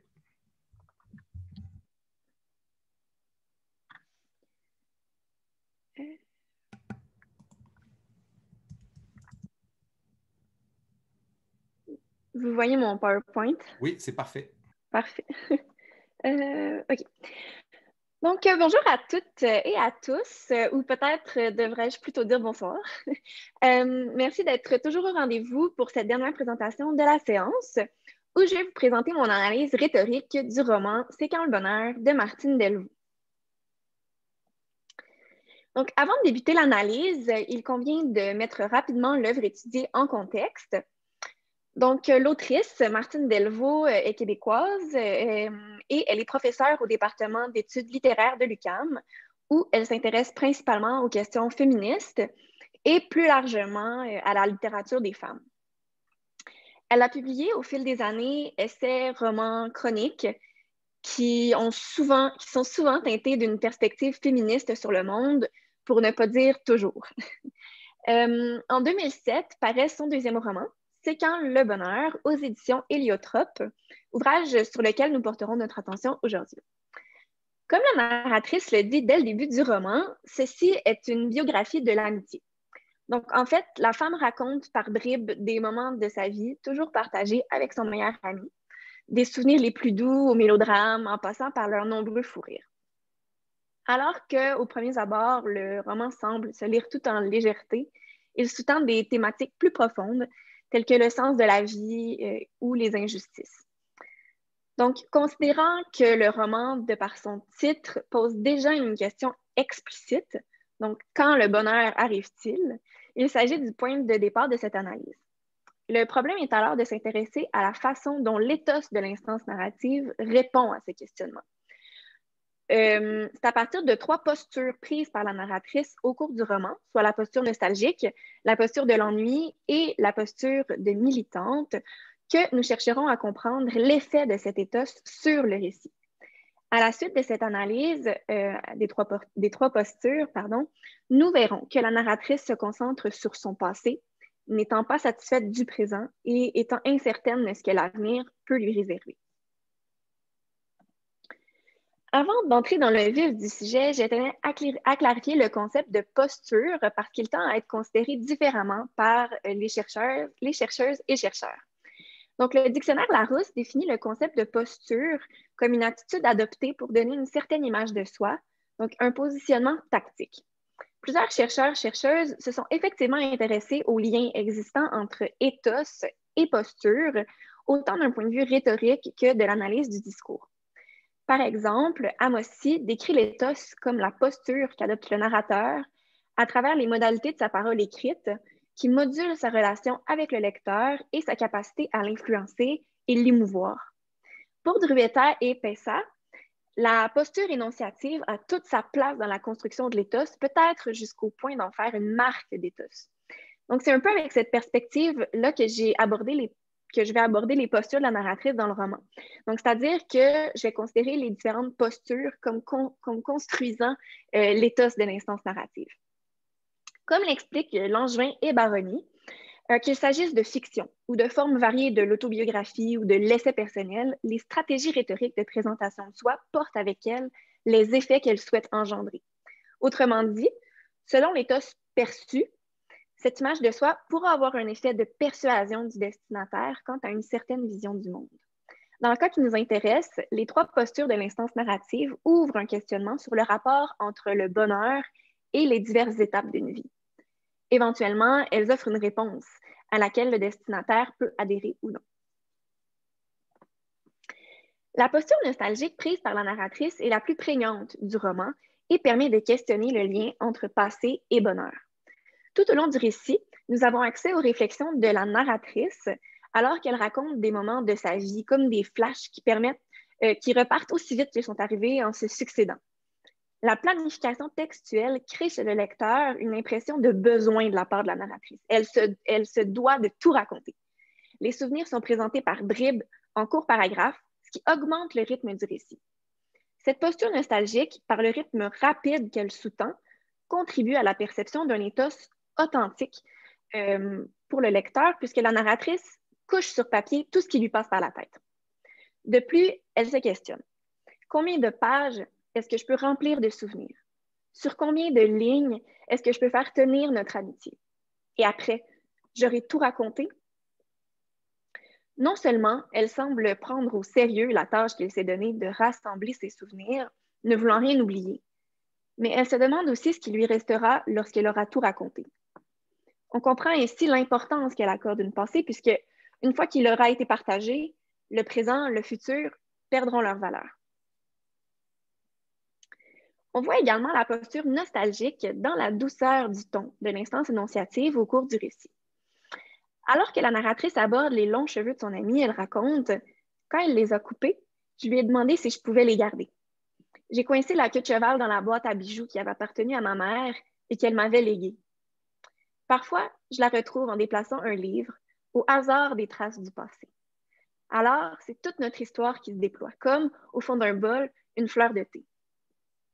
Dans ce passage, le lecteur peut percevoir la douceur du ton, ce qui confirme la nostalgie qui existe chez la narratrice. À ce sujet, Amosi affirme que c'est à travers le niveau de langue, le choix des mots, l'usage des expressions toutes faites, le rythme, l'humour, etc., que le lecteur va imaginer la voix et le corps de celui qui parle sans qu'il puisse l'entendre ou le voir concrètement. Or, dans l'extrait précédent, le niveau de langue et les mots utilisés tendent à révéler un individu calme et réfléchi. En effet, la langue soutenue utilisée par la narratrice contribue pour le lecteur à apporter une évaluation positive de la narratrice parce que ça la fait paraître comme plutôt crédible. Pour raconter ce souvenir, la femme évoque sa mère et une fleur de thé à laquelle elle compare son histoire. Ces mots utilisés se collent à une narratrice chaleureuse qui se laisse bercer au hasard des traces du passé. Je la cite ici. Cela contribue à la douceur qui émane du discours narratif. D'ailleurs, cette douceur s'observe également dans la mise en récit des moments plus difficiles. Ainsi, on sent qu'elle trouve le bonheur partout dans son passé, puisque même les moins beaux moments sont décrits avec un œil paisible, sans amertume. La posture nostalgique empruntée par la narratrice s'observe dans un dernier temps par sa façon de se perdre dans le passé, de l'utiliser pour oublier le présent. Elle écrit, je la cite, « Nous nous répétons sans cesse les mêmes histoires, comme si nous nous inventions une même enfance », en parlant de son amie et d'elle. Nous fabulons un passé que nous aurions partagé. Nous aimons le mélodrame. Nous ne connaissons pas l'ennui. Pourtant, l'ennui est un sentiment auquel elle n'est pas étrangère, comme nous le verrons plus loin. Non seulement elle aime regarder le passé, mais dans ce passage, elle affirme s'en inventer un. C'est de cette façon qu'elle évite l'ennui. Donc, la posture nostalgique empruntée par la narratrice, avec la planification textuelle et le ton qu'elle sous-tend, cherche à persuader le lecteur, ou du moins le destinataire, quant à l'importance du passé, au bonheur qui s'y trouve un peu partout. Donc, comme je l'ai laissé entendre plus tôt, le rapport de la narratrice avec le présent paraît un peu plus conflictuel, puisqu'elle y adopte une posture de l'ennui. Lorsqu'elle dit en début de roman que l'ennui a un potentiel meurtrier, on comprend rapidement qu'elle a horreur du vide et de l'inaction. Ainsi, elle raconte. Un après-midi, quelques semaines après mon retour, il, en parlant de son ami, est rentré à la maison pour me trouver allongée sur le divan du salon, perdue dans une rêverie. La tête appuyée sur un coussin, j'avais surélevé mes pieds et le regard vague, je les regardais danser. Agréablement étonné, il s'est mis à rire. La vie était devenue, pour moi aussi, un immense ennui.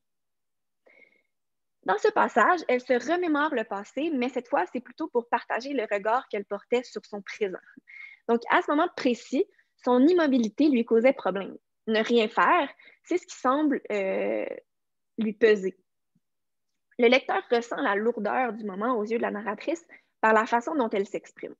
Par exemple, elle dit que sa vie est devenue, pour elle aussi, un immense ennui, comme si c'était inévitable, le destin de tout individu.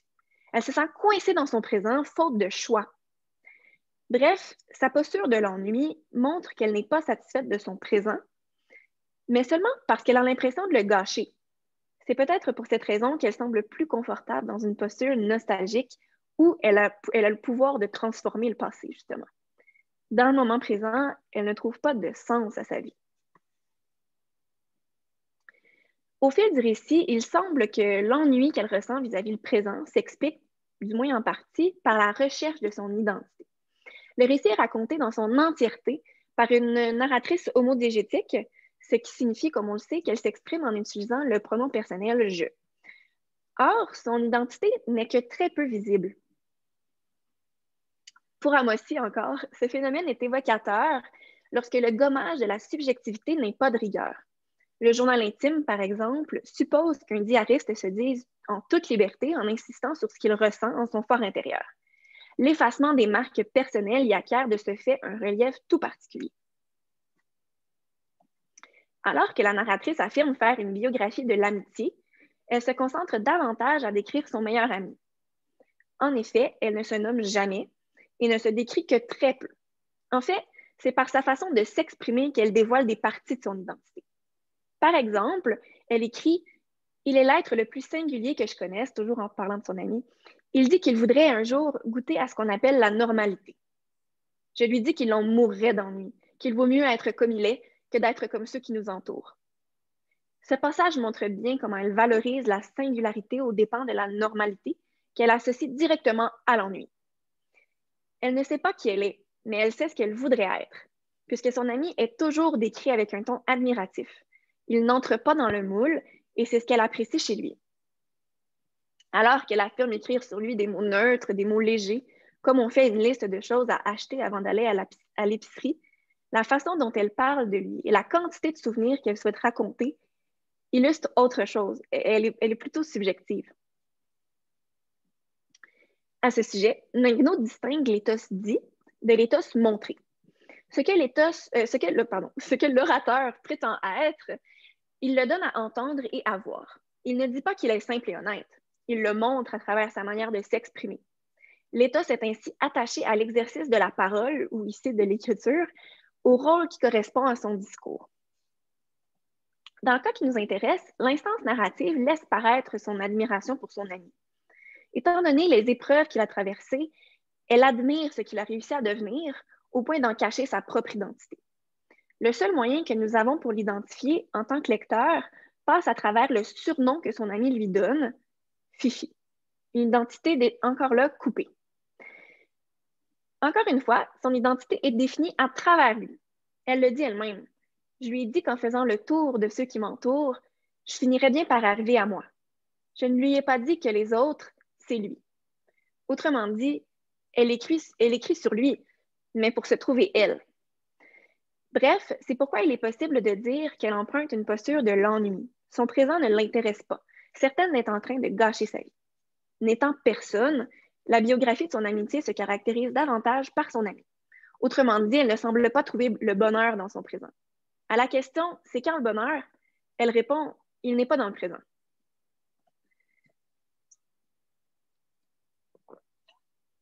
Pardon. Pour terminer, nous nous arrêterons sur la posture de militante qui est empruntée par la narratrice. Au cours du roman, cette posture est peu observable puisqu'elle n'est pas assumée complètement par l'instance narrative incertaine d'arriver à accepter l'excentricité que cela nécessite. Il est possible de voir dans cette posture le rapport qu'elle entretient avec le futur. Elle semble l'appréhender avec beaucoup d'incertitude. Donc, on le voit dans le passage suivant. Devant le désert de cette vie que l'on mène, devant l'inévitable ratage, le trait tiré sur ce qui aurait été si... J'ai senti tout à coup le temps qui passait, impitoyable, et lui ai dit à son ami, « J'ai l'impression d'avoir raté ma vie. Moi, j'ai toujours raté ma vie. Tu ne l'as pas raté, tu l'as choisi. Moi, je la rate tous les jours de l'avoir trop bien réussi. » Encore une fois, le vocabulaire de la narratrice est révélateur. Elle compare la vie à un désert, un endroit hostile, non propice au développement de la nature. Plus loin, elle qualifie le temps d'impitoyable, puisqu'il ne cesse d'avancer alors qu'elle a l'impression d'avoir raté sa vie. Elle se sent emportée vers le futur sans jamais faire ses propres choix, comme une figurante. Elle a peur de passer à côté de sa vie. La posture de militante est aussi visible par la sensibilité qui émane de son discours. Alors qu'elle est au cinéma, clouée au siège à la fin du film, incapable de se lever, elle raconte « Je pleurais l'injustice, la misogynie, le désespoir. Je pleurais sur le reste de ma vie. Assis près de moi, il m'interrogeait du regard, étonné par une telle intensité. Elle refuse d'accepter les injustices, mais elle regarde le futur avec très peu d'espoir. Elle est profondément touchée au point que cela a un impact sur le reste de sa vie. Elle ne peut pas passer sa vie dans la passivité, et c'est peut-être pourquoi l'ennui la dégoûte autant. Bref, on voit poindre la posture de militante, celle qui a besoin de proactivité pour donner un sens à sa vie. La posture de militante s'observe également au cours du roman par les figures auxquelles elle se compare et qui semblent tranquillement préciser son identité propre.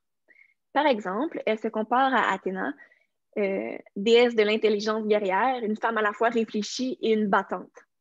À un autre moment, elle dit se transformer en tigresse pour protéger les siens, une femme capable de se tenir debout, une fonceuse donc. Dans ces passages, elle semble prête à affronter le futur en montrant une partie de son identité qui est impliquée et active, contrairement à ce qu'il était possible de constater dans sa posture de l'ennui. Jusqu'à présent, nous avons vu dans sa posture de militante une évolution. La narratrice réalise tranquillement qu'elle pourrait avoir un pouvoir sur son présent et donc sur son avenir. Les dernières phrases du livre confirment, toujours à travers son ami, l'espoir qui reste en elle pour le futur malgré tout. Je cite, « Souvent, il chantonne, c'est quand le bonheur? Un jour, il m'a dit, ce n'est pas parce qu'on vient au monde en enfer qu'il faut y rester. » On retrouve dans ce passage la posture de militante dans le refus d'accepter aveuglément le monde tel qu'il est. Son ami n'est pas naïf. Il est conscient que le monde devrait changer, puisqu'il le compare à un enfer. Cependant, il enjoint son ami de ne pas se résigner, puisqu'il pourrait y avoir un moyen de le changer et de l'améliorer. Finalement, si on repose la question « c'est quand le bonheur ?» il y sera peut-être dans le futur. En somme, les trois postures de l'instance narrative permettent de répondre à la question qui surplombe tout le roman. Quand le bonheur arrive-t-il? Par la posture nostalgique de l'instance narrative, on comprend qu'elle accorde beaucoup de valeur à son passé.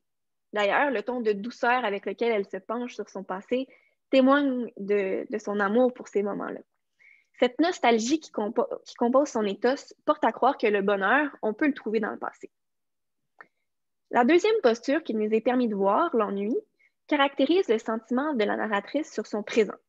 L'inaction lui pèse et elle croit gâcher sa vie. Son identité floue ajoute à la difficulté qu'elle a de vivre son présent. Autrement dit, elle n'est pas satisfaite de son présent qu'elle trouve ennuyant. Puis, la posture de militante, qui se retrouve davantage vers la fin du roman, laisse entendre qu'il y a de l'espoir pour le futur. Son dédain du monde tel qu'il est, avec ses injustices, la pousse à vouloir agir, ce qui donnerait un sens à sa vie et la sortirait de l'ennui. En se comparant à des figures de force, à Athéna et à une tigresse, elle affirme qu'elle possède en elle cette capacité de se battre.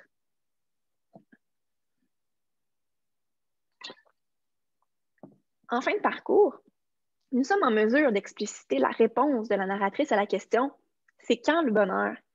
Dans cette question, il y a implicitement le fait qu'elle n'est pas encore arrivée, qu'on l'attend et qu'on se demande quand il y sera.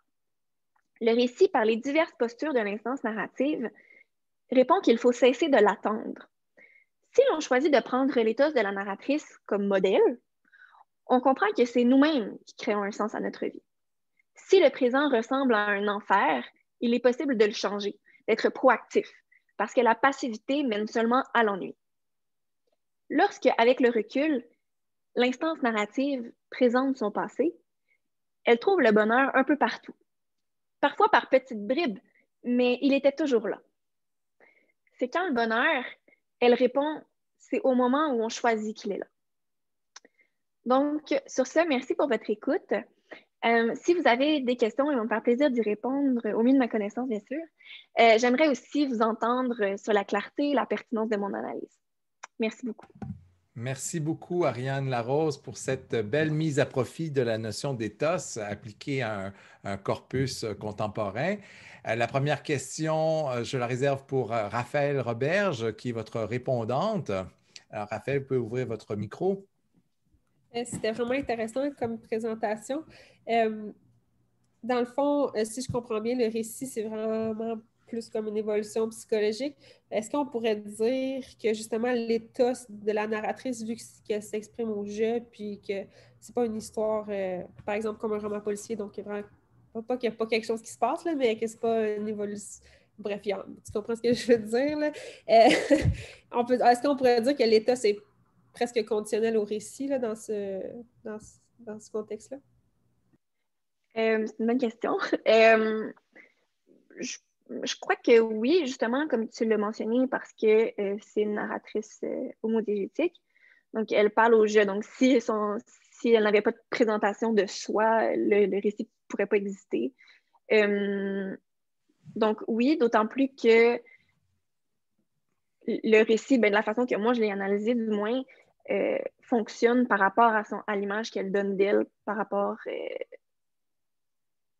à l'ennui, à la nostalgie et à la militante. Donc, je crois qu'on pourrait répondre que oui, mais ça pourrait certainement faire, je pourrais certainement faire plus de recherches à ce sujet-là. Merci. Il y a Samuel Sabard qui a une question pour vous. Merci beaucoup pour ta présentation, Ariane. Il y a une citation qui m'a marqué, que j'aimerais ça que tu me dises la source. Lorsqu'on parlait du fait qu'on s'imagine forcément un corps, une personnalité, mais même un corps à l'instance énonciatrice. Est-ce que tu sais de laquelle je parle? Oui, je vais la retrouver. C'est au tout début. Au tout début.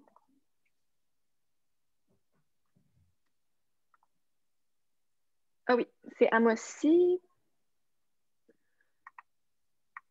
Ce que je préfère, c'est aller voir dans mon travail, j'ai édité toutes mes sources, donc je vais pouvoir l'envoyer. Ce ne sera pas long. je vais rouvrir ça, puis je vais le trouver. Il n'y a pas de problème. Ça peut être plus tard aussi, Ariane. C'est juste, j'aurais aimé ça te la piquer puis m'en servir dans mon travail. Oui, c'est bon, pas de problème. Oui, je sens qu'il va y avoir beaucoup de récupération de cette citation qui est effectivement très pertinente. Merci. J'aurais enchaîné avec une question. Tu disais, toi, de l'image que tu te formais justement de cette voix qui narre, tu t'imaginais quelqu'un, je crois, de calme et d'optimiste, ou que tu as utilisé une formule qui ressemblait un peu à ça.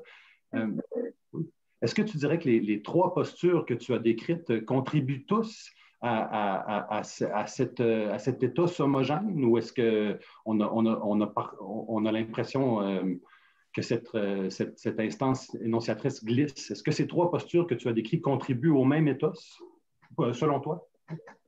Oui, c'est ça, j'avais dit calme et réfléchi. En fait, oui, c'est ça, je les ai un peu considérées, les trois postures, comme construisant le même ethos. C'est comme ça que j'ai choisi un peu de l'analyser, parce que la posture est vue par les différents chercheuses et chercheurs de façon vraiment différente, là. Donc, il fallait comme que je choisisse une façon de l'analyser. Puis oui, c'est comme ça que j'ai choisi de le faire. Mais c'est qu'au fil du roman, tranquillement, on voit quand même une évolution de son ethos, je pense, parce qu'au début, elle était vraiment plus pessimiste, puis à la fin, tranquillement, justement, même si on vit en enfer, ça ne veut pas dire qu'on est obligé d'y rester. Donc, à la fin, ça finit quand même sur une note plus optimiste. Merci beaucoup. Est-ce qu'il y a d'autres questions, d'autres commentaires? Sinon, j'en aurais à mon tour. D'abord, je suis très, très content de votre utilisation du concept d'ethos, puis la façon que vous l'avez actualisé. Vous l'avez appliqué dans le cadre de l'analyse du roman de Martine Delvaux.